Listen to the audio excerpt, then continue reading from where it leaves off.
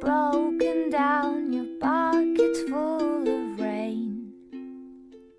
Misfortunes at your door, marching in again.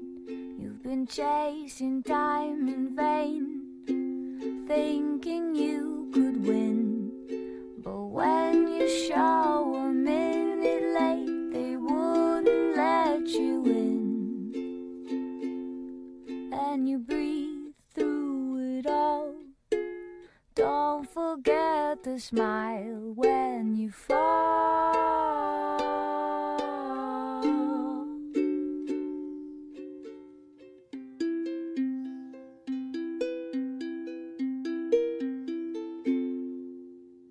Your old dreams have faded out. Your heart is full of fear. This is script in your home. Your body needs a cheer. Olá, seja muito bem-vindo, seja muito bem-vinda a mais um programa Mãozinhas que Fazem. Fisioterapeuta materno-infantil, especialista em Xantala desde 2002, consultora do sono de bebês e crianças há 4 anos e formada pela INPE da Universidade de Califórnia.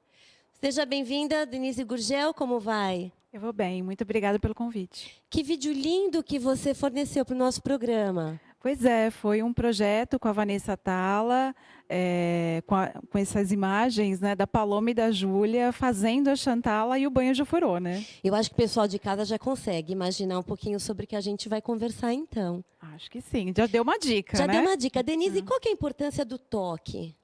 Para a criança, o toque na primeira infância é super importante, porque é um momento entre pais e filhos, né? Para que eles possam estar juntos, terem um momento diferente do dia a dia, né? Diferente daquele toque que você dá no banho, mas você tem um objetivo específico. Na hora da massagem, não.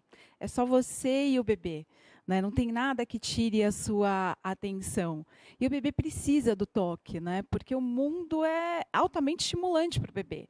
Tem muitas coisas a oferecer. E o toque é essa segurança para que o bebê possa poder confiar no mundo, né? Em tudo aquilo que está acontecendo à sua volta. Muita gente pensa que massagem é apenas para adultos. Como é que chama essa massagem especial para bebês ou até para criança, até que ela ainda sinta-se confortável para recebê-la? A Xantala é uma técnica de massagem indiana. Geralmente se inicia a massagem com 30 dias de vida do bebê. Mas a massagem não tem umidade para deixar de fazer massagem no seu filho, para você deixar de ter um momento gostoso e agradável. Com criança grande, Lilian, é mais gostoso ainda. Minha filha tem 4 anos, ela faz assim toda noite. Mamãe, faz carinho em mim. Que ela tem carinho, faz carinho em mim. Aí o carinho realmente é esse toque. É a massagem, é apertar, né, gostosinho. E o olhinho dela fica. Eu sinto, tanto meu marido, nós sentimos uma grande aproximação. E é prazeroso. E é o teu momento com ela também. Aquele momento que você dá atenção para ela, que é só para ela. Às vezes é o momento das confidências, né, em que ela vai contar para você como é que foi o dia.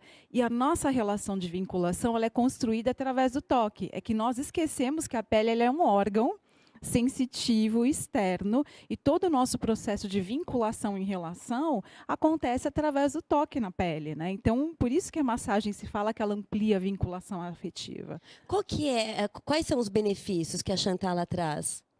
Eu acho que o primeiro grande benefício é esse, né? Você ter um momento seu de estar, de prazer com o bebê. A partir daí, todo o resto acontece, né? Que é essa questão das cólicas, ajudar a minimizar esse transtorno, né, de cólicas ou prisão de ventre para o bebê, ampliar a respiração, melhorar a atividade imunológica, a atividade circulatória, né, a ajudar o corpo a liberar lixo, resíduo do organismo. E eu acho que um outro benefício muito importante para os pais é auxiliar o bebê para que ele possa conhecer o próprio corpo.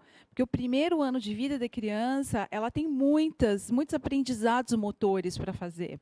Então, ela controla a cabeça, rola, senta, engatinha, fica em pé, anda. Então, são muitos desafios. E quanto melhor ela conhecer o próprio corpo, e é o toque que proporciona isso, melhor vai ser o desenvolvimento. Os efeitos da massagem, da Xantala, eles são imediatos? São. Na hora que a gente faz a Xantala, o bebê se mexe muito. Aí tem mãe que fala, ela me vendeu gato pro lebre, isso daqui não funciona não. Mas não é assim. A criança se movimenta, porque quando você faz um movimento no corpo da criança, ela também responde com outro movimento. Mas o importante mesmo é como a criança termina a massagem. Como a massagem ela é um estímulo, então o sensorial grande, você estimula o tato, o olfato, porque tem o cheiro do óleo, a visão, porque você está falando. A criança está te vendo, o auditivo, porque você está conversando durante a massagem. Então, você dá uma hiperestimulada na criança. Isso também cansa, além de relaxar a musculatura. Então, essas duas associações terminam cansando a criança um pouquinho.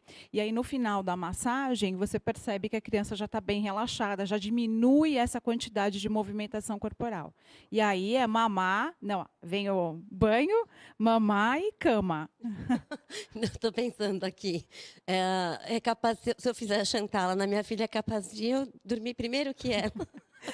Porque os benefícios também estendem-se aos pais, né? Não só mães, mas aos pais também, emocionalmente. Sim, sim. Primeiro, porque você tem esse momento seu de integração com a criança. Segundo, porque a massagem relaxa também quem faz. Você também baixa a sua energia, né? Energia de movimento, de pensamento, para você poder se relacionar ali com a criança. Então, a massagem ela é muito relaxante também para quem faz, né? E música? Pode ter música durante Chantala? Então, o ideal é que seja só você e o bebê, para que a sua atenção seja só ali com a criança, nada disperse você. Mas a mãe pode falar, o pai pode falar durante a massagem, os movimentos? Principalmente no começo, nós terminamos conversando muito com a criança, para que ela possa ser entretida ali, aderir àquele momento, principalmente uma criança grande, como a sua filha, por exemplo, de 4 anos, né? Porque muitas vezes os pais têm momentos com a criança, mas é um momento mais lúdico. É um momento mais da brincadeira. Não tem esse momento de baixa energia? É verdade, nós estimulamos, sempre convidamos, incentivamos os pais a brincarem com os filhos de maneira lúdica. E o momento da Chantala, não, é o contrário. Exato. É de relaxamento. E existe horário para fazer a Chantala? Então, e até associado a isso que você falou, dos pais, principalmente o homem tem essa característica, né? De chegar em casa, a mãe está lá tentando tranquilizar a criança, o pai já chega, joga lá para cima, vira cambalhota e faz aquela baguncinha com a criança, né? Então, é legal a gente associar a massagem a um horário de rotina. Se fica muito cansativo para a mãe e para o pai, acho que fazer à noite talvez não seja a melhor alternativa. Às vezes eles já estão esgotados durante o dia. Agora, se não, é bacana, para que o pai possa ter esse momento também com o filho, né? Além de relaxar, a criança, mais relaxada, tem uma qualidade de sono muito melhor. Né? O pai e a mãe podem fazer juntos Chantala na criança, a massagem, ou é um de cada vez? Agora sou eu. Né, André? André está aqui no nosso estúdio. Agora sou eu, na minha vez. Ou pode todo mundo entrar na brincadeira? Desculpa, a brincadeira no bom sentido, né? Nesse momento gostoso no jogo do corpo isso. ali, né? Eu acho assim, no começo é muito gostoso os dois estarem juntos. Porque o bebê, a criança, ela é tão graciosa e são tantas descobertas. Esses dias eu recebi um vídeo no WhatsApp de uma mãe e a bebê, na hora que passa a mão atrás do joelhinho, fazendo movimento, ela gargalha. Olha. Então é tão gostoso, né, ter esses registros e curtir junto isso. Então é legal os dois estarem juntos. Só que aí um dia um faz, no outro dia o outro faz. Ter essa divisão assim, né? Porque cada pessoa tem uma forma de tocar e manipular. Então oferece um estímulo diferente. Denise, existem cursos? Você dá curso para pais, a orientação? Como é que funciona? Porque pelo vídeo eu também vi algumas fotos e existe um trabalho de uma fotógrafa aí junto. Como é que funciona? Isso é um projeto? Sim, tem um projeto em parceria com a Vanessa Tala, né, que são o clique desses momentos da Chantala, né, as imagens desse momento. O curso de Chantala ele acontece de 2 formas, em grupo e também domiciliar, tanto em São Paulo quanto no Rio de Janeiro. Então, as mamães cariocas também podem contar com a massagem. Em grupo, geralmente acontece uma vez ao mês, é um grupo pequeno, justamente para que os pais possam ter a privacidade ali com seus filhos e poderem curtir esse momento também individualmente. Né? Ou o curso pode acontecer domiciliar, onde os pais vão fazer a prática nos bebês e tudo mais. E o ofurô, né? Porque a Chantala combina com banho depois. Com o banhinho. No vídeo tem uma bebezinha no ofurô. O que é o ofurô? O que é esse baldinho? Olha, chamando do balde, André. Ele é um balde, parece um balde mesmo, né? Naquele formato de um balde. E ele tem um material plástico que consegue reter por mais tempo o calor. E tem esse formato ovalado que sugestiona o útero, né, que é um ambiente um pouquinho menor do que a banheira, que é um ambiente muito grande. Às vezes a criança se sente perdida, né, em atividade reflexa, por isso que às vezes chora, né, ao entrar na banheira e tudo mais. E o ofurô ele proporciona esse menor espaço para o bebê com uma temperatura mais constante, porque esse material retém por mais tempo o calor. E a criança adota, às vezes, a posição mais intrauterina, né? Qual que é a temperatura da água? Por volta de 37 graus aqui em São Paulo. Agora, se algum pai ou mãe mora em alguma região mais quente, é Rio aquela de Janeiro. temperatura de banho. Aí ninguém tem termômetro em casa. Aham. Aí a temperatura que você dá o banho do seu bebê é a temperatura que você vai usar também no ofurô. Qual que é a posição que a criança deve ficar dentro do ofurô? Tem a posição e o lugar que a gente faz. O ofurô ele deve sempre ser feito no chão, né? Ali com a Júlia, né? A bebezinha e a Paloma, vocês viram Sempre que no chão, não Sempre. posso colocar sobre uma mesa. não para não correr nenhum risco de ter uma queda, né? Ele tem um material embaixo para oferecer um atrito com o solo e dar mais base. Mas nós colocamos o ofurô no chão, já colocamos a água, seguramos o bebê pela axila e vamos descendo o bebê suavemente. Tem bebê que já dobra as perninhas e já senta meio como budinha, sabe? Com os joelhinhos dobrados. Outros bebês ficam com os joelhos esticados. Aí você deixa um pouquinho a criança sentir a aguinha com o pezinho e depois, a hora que ela relaxar, aí você desce e senta o bebê no fundo do balde. O bebê tem que ficar sentado. Substitui a Chantala, o ofurô? Porque relaxa também. Ele é um complemento, na verdade. O banho, como complemento da Chantala, ele é muito interessante para ajudar a retirar o excesso de óleo do corpinho e complementar essa sensação de relaxamento. Agora, o ofurô, ele é uma opção a mais para os pais, naquele momento que a criança está meio estressada, está brigando contra o sono, você não sabe muito o que fazer? Então, você pode fazer o ofurô em outros momentos durante o dia, não só associados à Chantala, né? No próximo bloco, Denise, você pode demonstrar qual que é o nome dele? É João. Do João. Demonstrar com o João a posição que o bebê fica e falar também, para a gente poder fechar esse assunto, a partir de que idade, quanto tempo de vida eu posso imergir a criança no ofurô. Voltamos já já, vai e volta.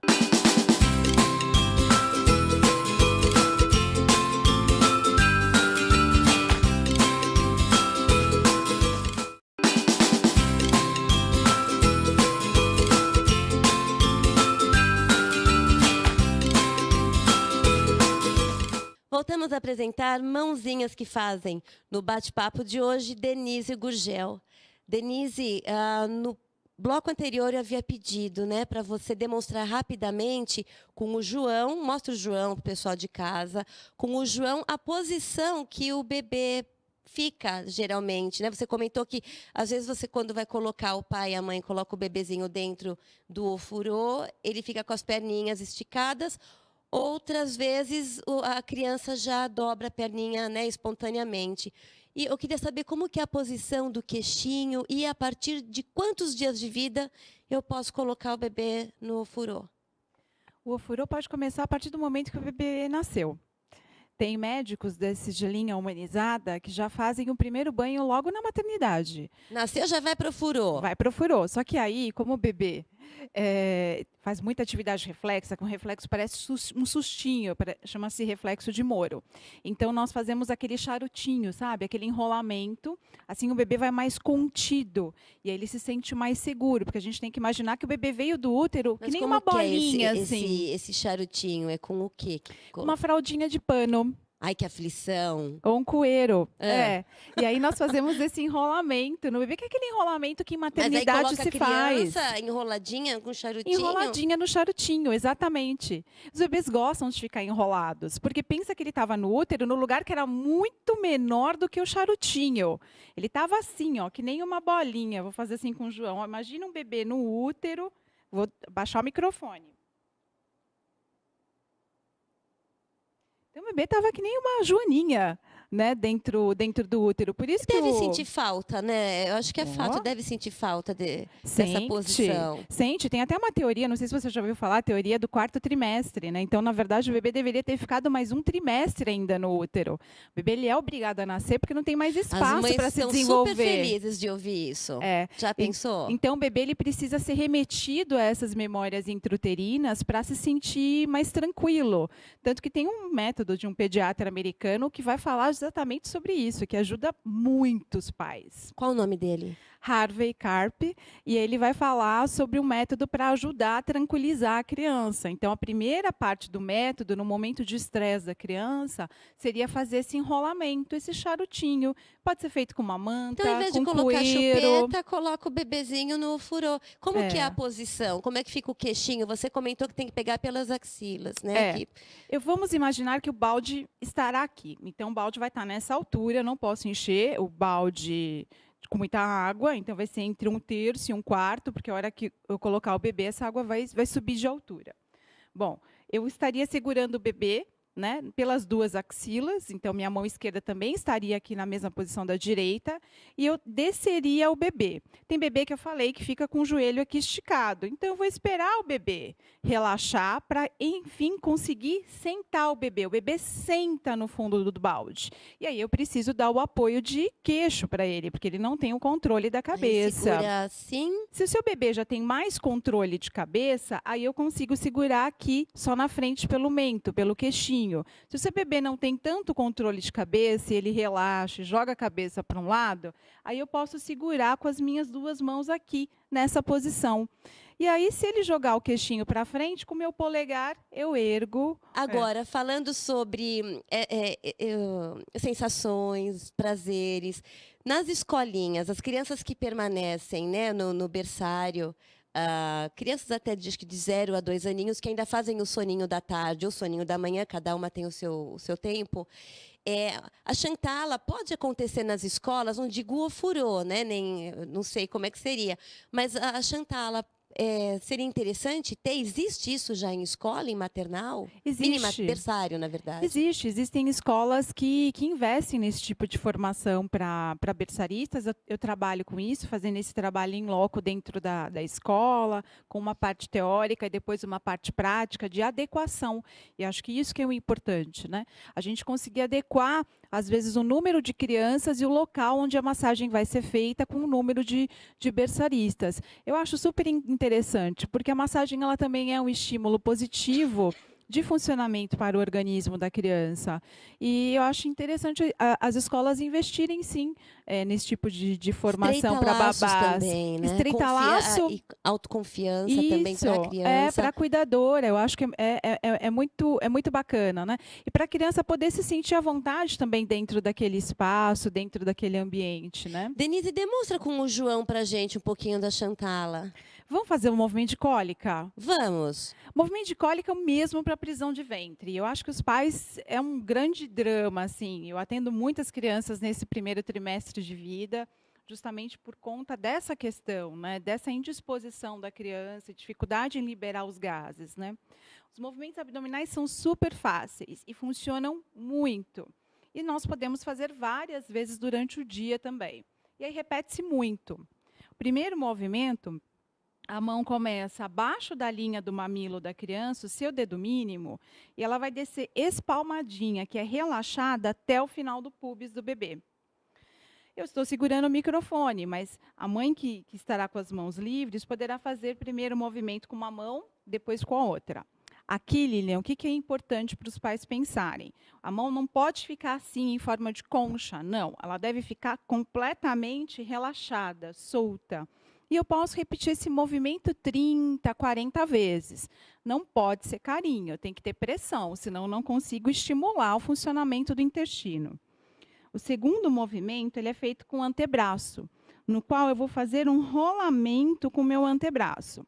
A palma da minha mão começa para baixo e termina para cima. Nesse movimento, Lilian, a mãe ela só relaxa o ombro. E aí já faz uma pressão segura no abdômen do bebê. Ela não precisa fazer força, jogando o corpo dela para frente, né? É só relaxar o peso do próprio antebraço. E aí repete esses movimentos em par, né? Os dois movimentos, cada um 30, 40 vezes. Claro que nunca após a criança mamar, né? Porque já tem uma atividade circulatória intensa pelo processo digestivo. Tem que dar um intervalinho de mamada entre 40 e 50 minutos. Denise, você comentou que a massagem, que a Chantala, ela ajuda o bebê a dormir. Por que muitos pais têm dificuldade de estabelecer esse hábito na hora do soninho da criança? É difícil fazer a criança dormir, ter um horário? Eu acho que são duas expectativas. O que é interessante que os pais é que eles conheçam como é que funciona o sono da criança para diminuir a expectativa e entender que o sono da criança nunca vai ser igual ao de um adulto. Porque vai demorar. E outros pais também acabam sempre comparam, né, o filho com o filho de um colega, de um parente.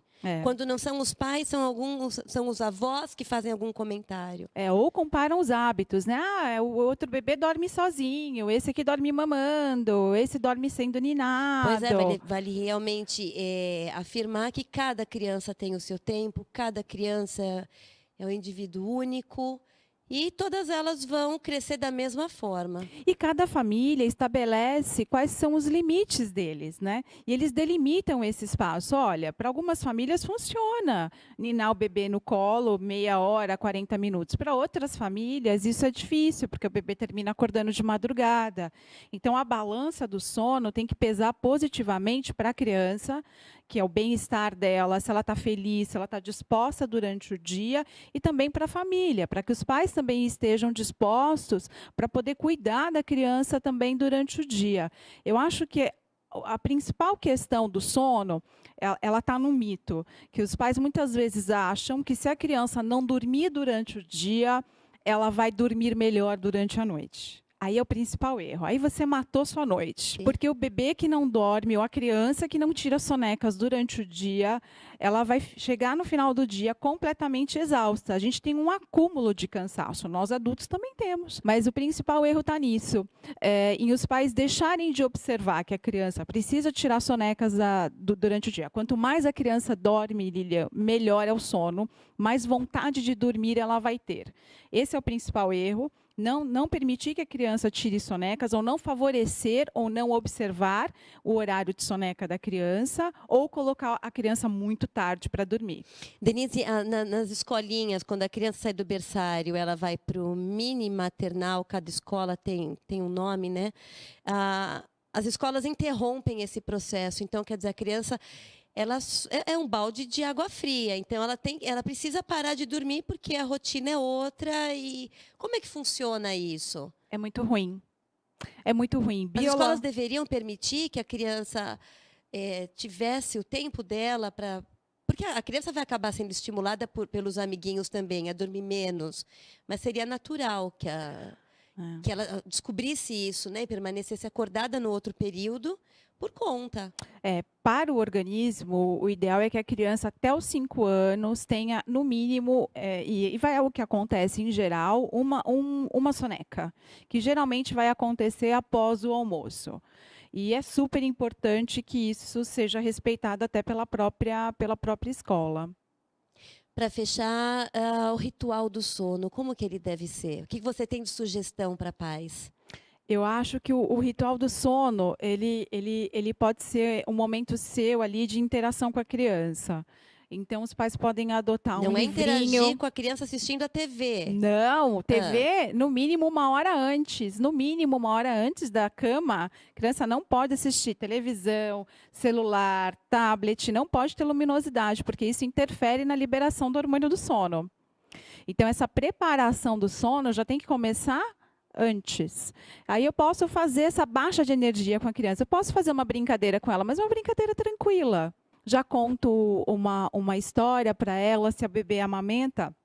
Eu posso amamentar o bebê, posso ninar o bebê, adotar um objeto de apego, né, que é esse objeto de transferência para a criança ter um companheiro, né, porque a mãe vai embora, né, a mãe também vai dormir. E é importante que ela tenha esse objeto de apego, de transferência, né? Queria ter o seu contato, que você divulgasse, por favor, esse trabalho tão lindo. Obrigada pelo convite. Eu convido vocês todos também a acessarem o site, que é www.cursochantala.com.br. Lá também estão os links das redes sociais e todos os dias tem dicas rolando por lá. Obrigada. Você já sabe, semana que vem, Mãozinhas que Fazem. Escreva para a gente, contato@mãozinhasquefazem.com.br. Sua contribuição só enriquece o nosso programa. Até logo!